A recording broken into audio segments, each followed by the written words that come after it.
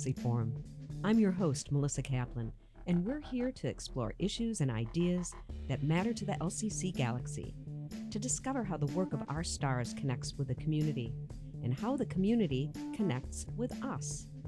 This episode is part of a series called Topsy Turvy, developed with co-host Ami Ewald, LCC's Information Literacy Librarian. Hey, Amy. Hi, Melissa. Topsy Turvy, because sometimes that's just how the world seems as we attempt to decipher what's true in all the information coming at us, remembering the importance of context, and that we're all on a continuum of understanding.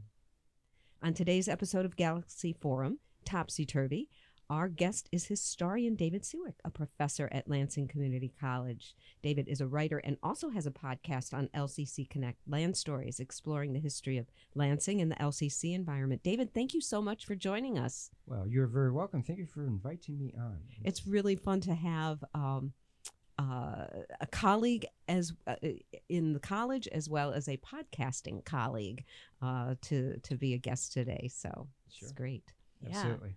Going to be fun. We're going to talk some history today. We are. A little history, especially around sort of conspiracy theories and how they come about, and with this historical sort of twist to it. So I'm going to open with that. So David, why do you think conspiracy theories arise often around these historical events? Well, I'm going to answer that in a somewhat contradictory manner. I think they arise out of historical events because most of the time the truth is very boring. And every now and then, life doesn't get boring. It gets very exciting for a second, and those are the major historical events. And then life goes back to being really boring. And I think what happens is people are unable to understand that even these dramatic events that oftentimes spawn these conspiracy theories have sort of very mundane background to them. The cause isn't as exciting as the event, and I think that that's one of the reasons why conspiracy theories develop. People have a hard time wrapping their brain around the fact that something might have happened for no reason at all, truly is random, or something that seems very dramatic happened, but it has a very simple explanation to it that seems so simple that people think there must be, further to it. Right. There's got to be more. Yeah. Sure. That's too easy, right? Mm-hmm. Yeah. Can you that makes so much sense to me, and I think to bring it home, can you give an example or two of where that is the case, where something might be a random event or have a relatively simple explanation, but over time it's the truth or the feeling about the truth has completely changed? Sure. Well, there are a lot of things that have happened throughout history that we could use as examples. One that I will give isn't really historic, but it's been in the news quite a bit lately, and so I will give it as an example here. The hurricanes that have hit the southeast of the United States the past month or so, a couple months. We're recording this program, by the way, in November of 2024. So depending on when you're listening to it, it may have been 3 or 4 months past, but we have had these hurricanes there in late summer and autumn of 2024 in the southeast of the United States, and I have seen the conspiracy theory of chemtrails out there. If you're not familiar with that, what that conspiracy theory is it says that the airplanes that you see flying overhead are spraying some type of a secret potion onto you to control your mind, make you do all kinds of behavior that whoever the controlling agency behind this is would like you to engage in. When you see an airplane flying overhead, you see something that appears to be coming out of the back of it, right? Right. Well, actually, what you're seeing is the cloud that the heat that the jet engines generate forms, right? It's very simple science. Like 3rd or 4th grade, you would have learned that when water heats up, it vaporizes. And then when the temperature drops, those water vapors condense and they form a cloud. And so when an airplane flies through the sky, it makes little clouds from the heat of that very simple scientific process going on. Okay? That's like the easiest explanation in the world to explain why I see white things in the sky when I look out and airplanes flying overhead. Why do you think that's not understood? Why has that? Because I've heard of the chemtrails before. I didn't realize they were also being connected to the recent hurricanes. Sure. Why do you think that's connected and that people kind of succumb to that? I think, again, it goes back to a search for the answer to the question why. And when it comes to a recent, or we'll say an active conspiracy theory, the thing they're trying to figure out the why over, in this case, it's a very dramatic event. A hurricane happens, it destroys your house. If people are predispositioned to believe in very wild and alternative explanations for something happening, then they may be more likely and more willing to read or watch a YouTube video or have their friend tell them about something that we, who are not bought into the conspiracy theory, would think is totally bizarre, and actually think, wow, maybe that explains why my house just blew away. And we see this historically, of course, too, where sometimes you will have a conspiracy theory develop out of an event that happens that has both very simple but also very complex reasoning behind it. And that oftentimes opens the door up to wild conspiracy theories. And the bigger the event, the more wild the theories could be. Amy and I were just talking about that kind of phenomena in regards to the assassination of John F. Kennedy in the 1960s. Yeah, a lot has been written over the years about that one. That's a big one. It has. I'm nodding my head for those of you that are listening to us. So. It's very, it is complex, whether the explanation is simple or not. But can you as a historian, tell us a little bit about that event and what theories have legs? Sure. And the Kennedy event it's an example, and it's an event that has many conspiracies behind it. But I think it's an example of a lot of the stuff I just identified, where you have, in that case, it's really a complex situation. You have a historical event that was one of the first to be recorded almost in its entirety in both audio and visual recordings, right? So we have various film clips of the actual assassination itself of Kennedy. We have film clips that show events that happened right after and right before the event. We have a plethora of other sources, written sources and audio recordings, all made at the time, all involving various aspects of things that happened that we could connect to the Kennedy assassination itself. And again, the fact that all of this was recorded by a media that at the time, and when the Kennedy assassination happened, was itself undergoing a real revolution in its expansion and its ability to connect to people across the country. So ostensibly, Kennedy travels to Dallas, Texas for a campaign speech. This is November 22nd of 1963, right? So this is now less than a year before the 1964 presidential election. Kennedy is an incumbent. He's not as popular as the historical record nowadays would suggest, meaning Kennedy was not liked by 100% of the American people. Imagine that. He was the president of the United States, right? We don't usually give full-on praise to our leaders and our politicians, and Kennedy had approval ratings that were in the mid-50% range. Yeah. So he travels to Dallas, Texas. It's an early campaign event for the presidential campaign, which will really be in earnest the following year.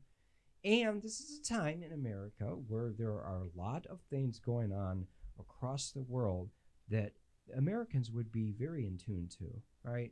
This is the height of the Cold War. Right. The Kennedy administration itself was involved very seriously in trying to overthrow the Cuban government at the time, because the Cuban government had declared itself a few years earlier as a communist government. And again, this is the height of the Cold War. So Cuba has been in the news. Communism has been in the news. Other foreign policy developments at the time. This is right after the Berlin Wall is built in Germany. So this is, the Cold War is the theme here. A threat to American identity, therefore, is something that would have been on the minds of people at the time. And all of this is going on. Kennedy travels to Dallas, Texas. He's assassinated on national TV, basically, because the film footage that was captured is rebroadcast fairly quickly. That, I think, itself all the media coverage of the Kennedy assassination is actually what gave birth to the conspiracy theories surrounding it. Kennedy was not the first president to be assassinated. Unfortunately, America has had a history of violence wreaked upon its political leadership. Abraham Lincoln was the first president assassinated right after the Civil War. William McKinley was assassinated in 1901. Before that, you had James Garfield, who was actually shot at a railway station in Washington, D.C., and then languished with a severe wound that he died of the infection of a few months later. So all this happens decades before Kennedy ever is president. But when he is assassinated, again, because so much of this was covered in real time by the media, that I think that gives birth to some of the conspiracy theories that surrounded it, including Lee Harvey Oswald, of course. So of course, but I think it would be great if you could expand on that a little bit, because while you're a historian and you know this, sure. I admit I don't know all the details, and I think that'll be great for me and for our listeners too. Sure, and I'll try to simplify it as much as possible, but the Kennedy assassination happens November 22nd, 1963 in Dallas, Texas. Very quickly, Lee Harvey Oswald is arrested as a suspect. Oswald had attempted to kill a guy just a few days before and had been arrested for that, actually. He had attempted to shoot a guy by staking out his house and then pointing a rifle into the guy's window while he was eating dinner and taking a shot at him. Now, he had missed, but he was on the, to use a modern term, he was on the radar of authorities in Dallas. Now, Oswald had a background that, as a historian, I would look at and have looked at and would think immediately, wow, this guy seems like a very likely person to have committed this crime. Oswald had been in the U.S. Marines. He had been discharged from the Marines and then traveled to the Soviet Union in the height of the Cold War and attempted to renounce his American citizenship at the U.S. Embassy in Moscow, actually, and become a Soviet citizen. And for a period of time, he lived in the USSR, including in Minsk, which is now the capital of Belarus. Belarus is its own country. At the time, in the 1960s, it was part of the Soviet Union, which was a communist nation that had declared itself as such and was the second half of the Cold War, the first half being the United States. So for Lee Harvey Oswald to do this at the time was very overtly political. He was making a statement that he wanted to leave the United States and become a communist in Russia. Well, life didn't turn out so good for him in the Soviet Union. He actually ended up leaving the USSR.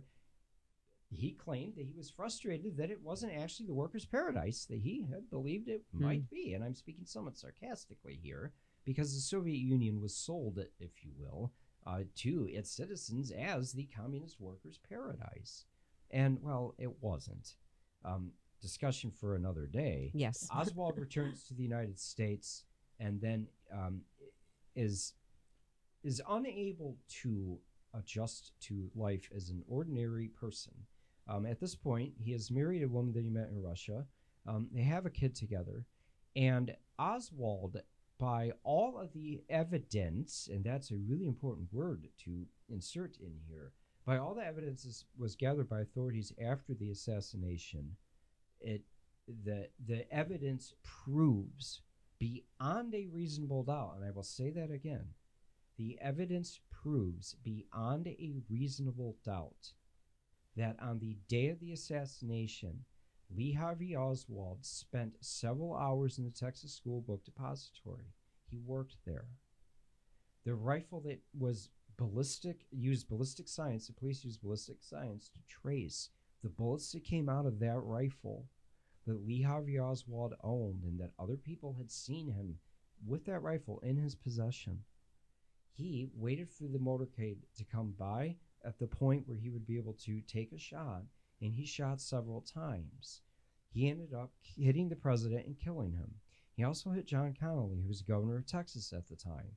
There were a couple of bystanders that were hit with shrapnel from ricochets from the bullet hitting. One person was injured when a piece of concrete, for example, ended up being jarred loose by a bullet hitting it.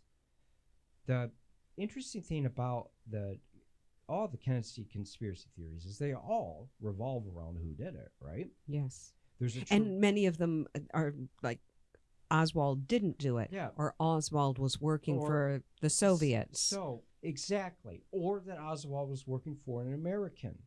So there's usually three, and you've identified them, Melissa. There's usually three takes that the conspiracy theories do on the Kennedy assassination. That it was an inside job and Oswald was set up for it, or it was an outside job and Oswald was set up for it, or somebody else did it, and Oswald was the fall guy for somebody who actually pulled the trigger. Oh, wow. It's usually centered around one of those three angles. And the problem with all the conspiracy theories is, and my email address, if anybody wants to get a hold of me to suggest otherwise, is siwikd@lcc.edu. The problem with all the conspiracy theories surrounding the Kennedy assassination compared to the evidence that came out of the Warren report is exactly that. It's the E word. It's evidence. There's no evidence to suggest, absolutely none, that compares to the very firm evidence we have, including ballistic evidence, that shows that Lee Harvey Oswald was in possession of the weapon that killed the president. The conspiracy theories have no evidence that even comes close to that. And so in my mind as a historian, I can only operate off of evidence. Now, so in my mind as a historian, the conspiracy theories have no validity to them at all. Now, the conspiracy theorists would come around and say, don't you know, you're buying right into it. They in quotations, destroyed all that evidence. That's why it doesn't exist. That's that. Now we have a problem. Right, and that's something that I think is often the fallback for conspiracy theorists, is that somehow the truth is being concealed, destroyed, and that you'll never really be able to find out. But it's very likely that it is this Sure. action that caused it. Sure, and that type of logic, there is an illogical component to it, but we'll just use the term logic for this purpose right here. That type of logic really sets a conspiracy theorist up to never be proven wrong, because his fallback position is always, you can't prove me wrong because I just told you there's no evidence that exists. Well, of course, the logical fallacy in that is, so guess what? You can't be proven right either. But as long as that is hanging out there, it really is a sort of a sinister take on the scientific method, right? The scientific method is all based on hypothesis and evidence. You observe a phenomenon, you propose a hypothesis to explain the phenomenon, and then you gather evidence that either proves or disproves your hypothesis, which in the end is a theory of the phenomenon you're observing. Historians attempt to do the same thing.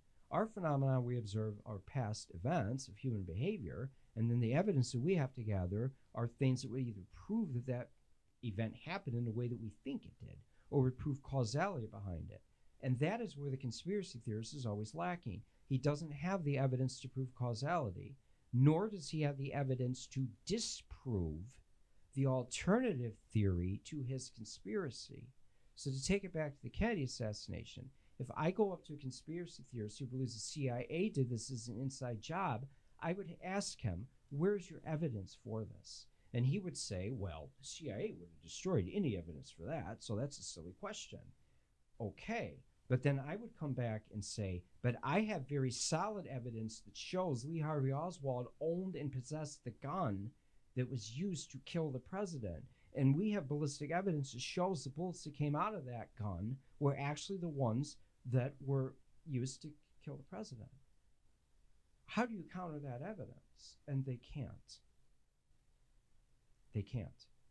They can't, but it still remains, has a hold on the imagination of so many, and it carries on. I mean, this is 60 years ago. 60 years ago. Sure. And we're recording this episode just a couple of days before the anniversary, actually, too. Right.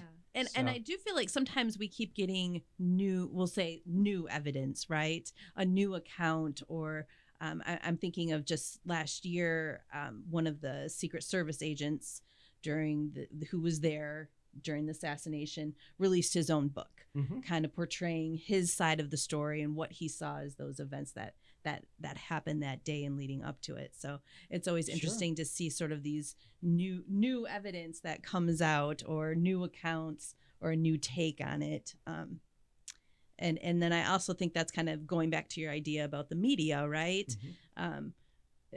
And with the JFK assassination, they were saying that the media had actually released the parade route like 3 or 4 days prior to that taking place. So, Oswald would have had a very clear idea of where to be for that day. So, and that's another part of the I'll say the non-conspiracy theorist, the logical, the historian, the type of evidence that he's looking for. That's another example. The media back then, to show you how much times have changed, absolutely broadcast the parade route, and they wanted everybody to show up. Right. The president's coming into town. Why wouldn't we? People back then didn't necessarily think of the security concerns that we would think of nowadays. But even then, you look at the assassination attempts at then candidate Trump, and you can see that even now in the year 2024, these things could happen. And I think that one of the biggest reasons why the conspiracy theories around Kennedy survive, well, I think 2 reasons. One is exactly what you just mentioned, Amy, and that is because every now and then we get these releases of information about it. And some of it actually comes from the government. It comes from official sources that were produced at the time of the investigation or subsequently by the FBI, in some cases, who were investigating this crime. And that's the other thing that I've used that term crime on purpose, because most of the evidence that we get from the Kennedy assassination is the same type of evidence that you would get in any murder, any criminal murder investigation. And a prosecuting attorney is going to be looking for different types of evidence if she's trying to prosecute a murder, for example, than a social theorist would be looking for. If she was trying to investigate what was the mood of the community at the time that the assassination occurred. But those would both be valid sources, right? They're both legitimate pieces of evidence that presumably would have been produced by people who lived through the event. Whereas, again, a conspiracy theorist, how do they reply to all the evidence against Lee Harvey Oswald? And he very much fits what a criminologist nowadays would call the profile, the likely profile of somebody who would commit this type of a crime. And a conspiracy theorist would not have that type of evidence to counter the legitimate scientific, psychological profile evidence that people used at the time, actually, and somebody would use nowadays in investigating, again, a crime. Somebody committed a premeditated murder here, which is what the assassination was. Right. And sometimes so something that's lasted, that's captured the public's imagination for 60 years. There's misinformation, misunderstanding, a lack of context, maybe just taking certain things on the surface, but the damage is different when some conspiracy theory arises that's more immediate. For example, like chemtrails or some of the other things that were theorized about the hurricanes, the cause of the hurricanes, that a certain political party could cause the weather to move and locate, which captured a certain number of people's imagination. And there were other, that the government's working against, a lot of different things. So it can be really damaging. I don't know, at this point, the damage that could continue do you think there's damage that can happens as a result of people believing conspiracy theories about the JFK assassination?